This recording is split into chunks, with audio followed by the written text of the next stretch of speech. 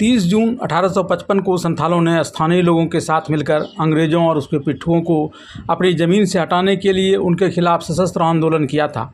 यह आंदोलन संथालों का आंदोलन या संथाल हूल कहलाता है। इस आंदोलन के अगुआ सिदो कानो 2 भाई थे। हर वर्ष 30 जून को इस आंदोलन की याद ताज़ा करने के लिए उस हूल के नायक सिदो कानो को भोगनाडीह और अन्य जगहों पर श्रद्धांजलि देते हुए उस क्षण को याद किया जाता है जब सिदो कानो के नेतृत्व में इस क्षेत्र के आदिवासियों और स्थानीय लोगों ने अपनी जल, जंगल और ज़मीन की रक्षा के लिए अंग्रेज़ों की बंदूक और गोली के सामने न सिर्फ अपने पारंपरिक हथियार तीर धनुष और भाला बर्छी लेकर खड़े हो गए थे, बल्कि इसके सहारे उन्होंने उन्हें शिकस्त भी दी थी। कुछ दिनों तक तो ऐसा लग रहा था कि मानो इस क्षेत्र से अंग्रेज़ी सत्ता ही सदा सदा के लिए ख़त्म हो गई हो, लेकिन बाद में अंग्रेज़ों ने दूसरे क्षेत्रों से सेना को बुला ली और इस आंदोलन को कुचल दिया।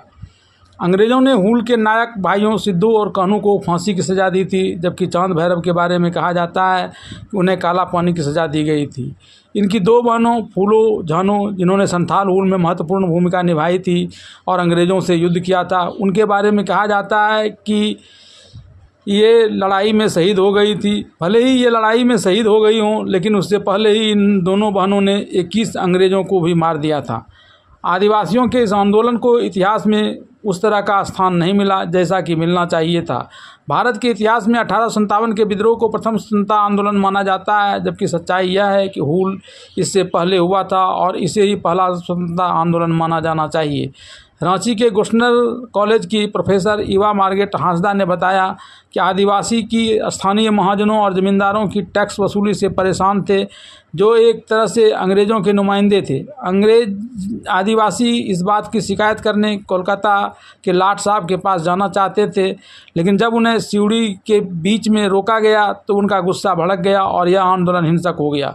सरकारी संपत्तियों को नुकसान पहुँचाया गया। अंग्रेज़ दरोगा और अंग्रेज़ मुलाजिमों को मौत के घाट उतार दिया गया।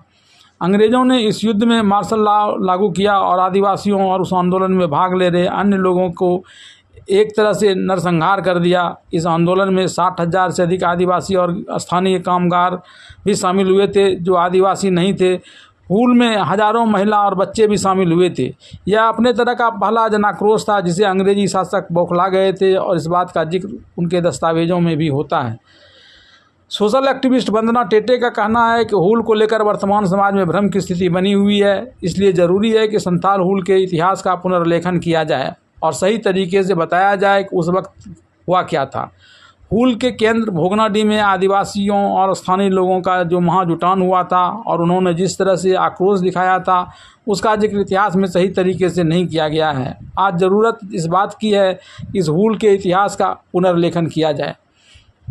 रविवार को मन की बात कार्यक्रम में प्रधानमंत्री ने भी इस दिन को याद करते हुए कहा कि आज 30 जून का दिन बहुत ही महत्वपूर्ण है। हमारे आदिवासी भाई बहन इस दिन को हूल दिवस के रूप में मनाते हैं।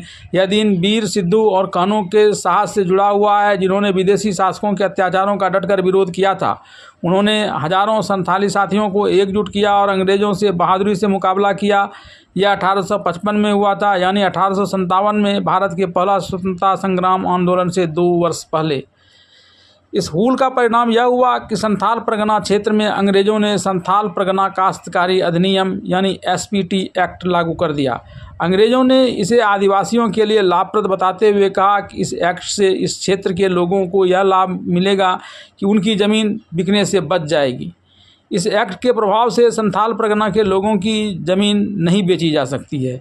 अंग्रेज़ों ने भले ही इस क्षेत्र के लोगों के लिए इसे लाभकारी बताया हो, लेकिन दरअसल इसके पीछे अंग्रेज़ों की यह मानसिकता थी कि इस एक्ट की वजह से बाहर के क्रांतिकारी और आंदोलनकारी संथाल परगना आकर ज़मीन खरीद कर बस न सकेंगे और यहाँ के आंदोलनकारी ऐसे ही बिना किसी क्रांतिकारी के संपर्क में आए अलग थलग पड़े कमज़ोर हो जाएंगे, जिससे उनका फिर से विद्रोह का सामना नहीं करना पड़ेगा।